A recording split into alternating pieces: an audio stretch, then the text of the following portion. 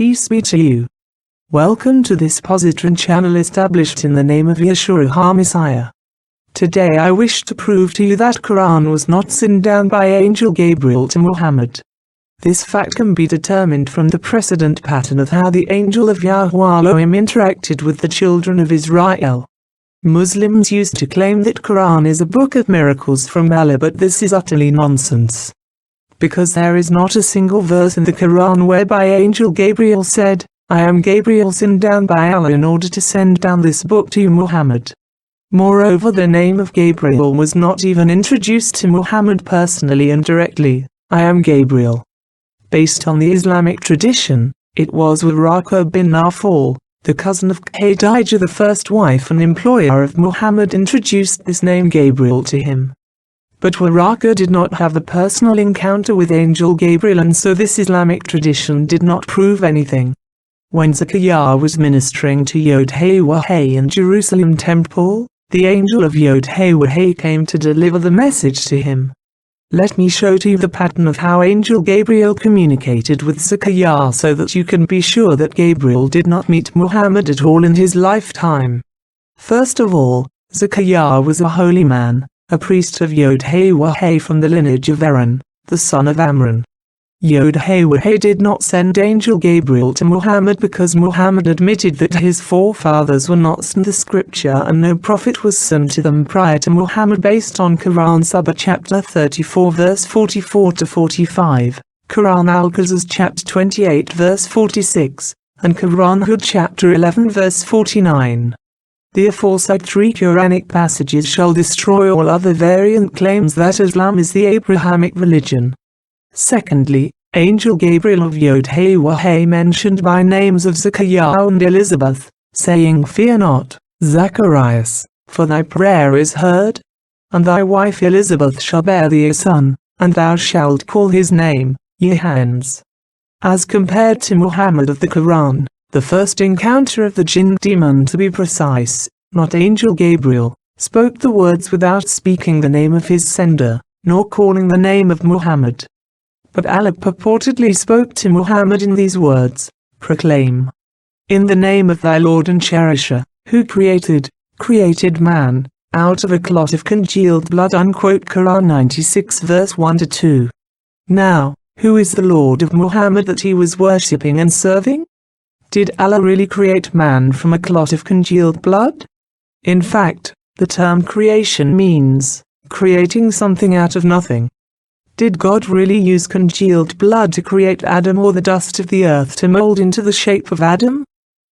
However, it contradicts with Quran 15 verse 28, when Muhammad recited, "Behold, thy Lord said to the angels, I am about to create man, from sounding clay from mud molded into shape." So the Lord of Muhammad was a liar, as he just lied to Muhammad that he created man from a congealed blood and later said he created man from sounding clay. But Yahuah molded the first man from the dust of the earth. So the Lord of Muhammad was a liar, as he just lied to him about the creation of man came from a congealed blood. While Muslim scholars tried to cover up the error by saying that is conception of a baby in the mother's womb. But that is scientifically an error, because the fertilization between an ovum and a sperm cell are living cells and not merely a blood clot. In Luke chapter 1 verse 19, "And the angel answering said unto him, I am Gabriel, that stand in the presence of Yahuah, and am sent to speak unto thee, and to show thee these glad tidings." Both the names of Gabriel and his sender was mentioned by Gabriel at the same time. However, this pattern of communication by the jinn demon in the Quran is obvious, as he spoke from the plural form, "We had created the jinn race from the fire of a scorching wind," to the singular form, "I am about to create man, from sounding clay from mud molded into shape."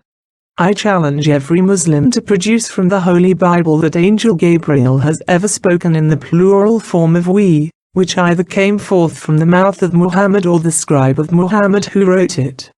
To conclude, there is no miracle from the Quran, as the Lord of Muhammad was a jinn demon who lied to him from the very first verse, and it continued until he died around 632 AD. By invoking the United States Fair Use Law, Let me quote from Hassan Radwan on his exposition on the Quran that the speech of the speaker is incoherent. Now let's take a quick look at the scientific facts which has become very popular amongst Muslims today. I personally never took them seriously when I was a Muslim, and to be fair, a great many of my Muslim family and friends don't pay them much attention either. It's also worth noting that none of the great Muslim scientists of the Islamic Golden Age, who themselves made many scientific discoveries, ever made such claims about the Quran. The main claims are concerning embryology, iron coming from space, moon is reflected light, fresh and salt water not mixing, the Big Bang, and 7 layers of the atmosphere. As for embryology, the ancient Greeks, amongst others, wrote about it long before the Quran. Of course they made errors, but are the Quran's brief and ambiguous references really free from error? Take a look at Surah Al-Tariq. فَلْيَنْظُرُ الْإِنسَانُ مِمَّا خُلِقَ مِن مَّاءٍ دَافِقٍ يَخْرُجُ مِن بَيْنِ الصُّلْبِ وَالتَّرَائِبِ. Then let man see from what he is created, from gushing fluid, proceeding from between the backbones and the ribs. Is this really a miraculous scientific description? First of all, what does it mean? Muslims themselves don't agree.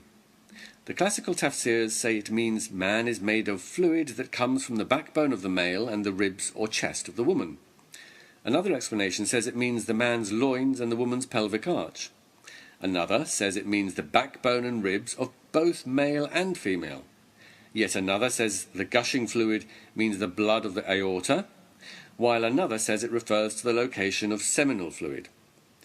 If the gushing fluid means semen, then it's not very accurate, since semen is the medium sperm is carried, and sperm is produced around the testicles, not between the backbone and the ribs. And what about the ovum? The Quran never mentions the ovum, which it could have easily referred to as the female egg. Surely any basic description of conception should refer to sperm fertilizing ovum. As for the miracle of sending down iron, the word send down usually mean God simply gave it to them, just as it says elsewhere that God sent down clothing. Ya bani Adam qad anzalna alaykum libasa. In any case, many civilizations were aware that meteors fell to earth containing iron, and the ancient Egyptians called iron ore of the heavens. Does the Quran say the moon is reflected light? No. Nur and Munir do not mean reflected light. On the contrary, if anything, they seem to imply the moon is a source of light. Fresh and salt water not mixing. This verse can have other interpretations, but in any case, this phenomena was known about, and sounds like a rewording of the creation story in Genesis.